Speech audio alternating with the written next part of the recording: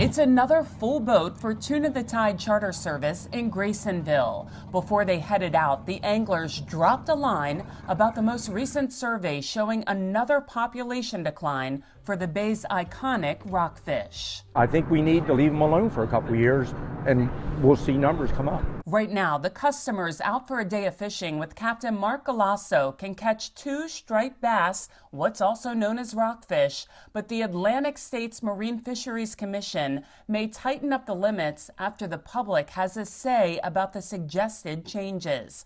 It may go down to 1 fish to be in line with other individual anglers. We have a lot of sport fishermen that come down specifically to catch rockfish. The fact that on a charter boat you're allowed 2 gives us an advantage. You know, we take more and more of those people. I don't think a lot of the people from New Jersey and Pennsylvania are going to come down for 1 rockfish. Captain Galasso believes his business will suffer, but he can try to turn to another fishing enterprise to make up for the economic loss. I think most charter boats would prefer that we lose days and not go to a 1 fish limit.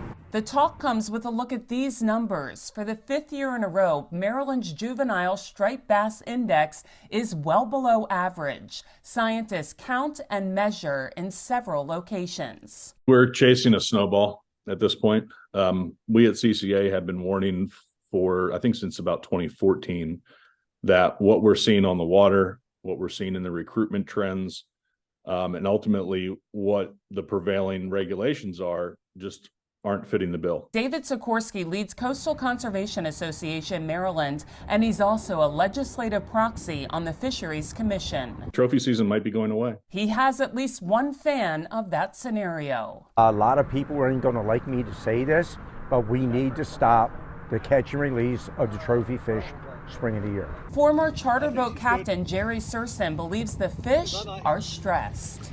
These big female rockfish that are being stressed out by being caught, yes, they're letting them go, they're swimming away. But these big females are going and they're dropping their eggs. They're not really spawning, they're just dropping their eggs because they're all stressed out. The juvenile index is really concerning. Chesapeake Bay Foundation senior scientist Chris Moore tells us why the bay is so important for striped bass. Historically, about 70% of the striped bass along the entire East Coast were actually spawned in the Chesapeake Bay regions. Maryland and Virginia are treated differently, and if the proposal goes through, the states may operate under similar management. Virginia has a very long closure during the summertime. Basically, our season closes around June 15th, doesn't reopen until early October.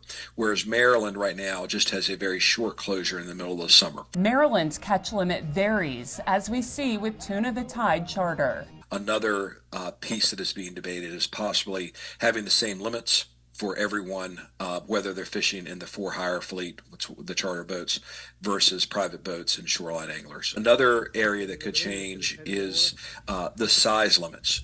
Right now, there are discrepancies in the size limits between the various jurisdictions along Chesapeake Bay. The experienced watermen say they've seen big changes during spawning season.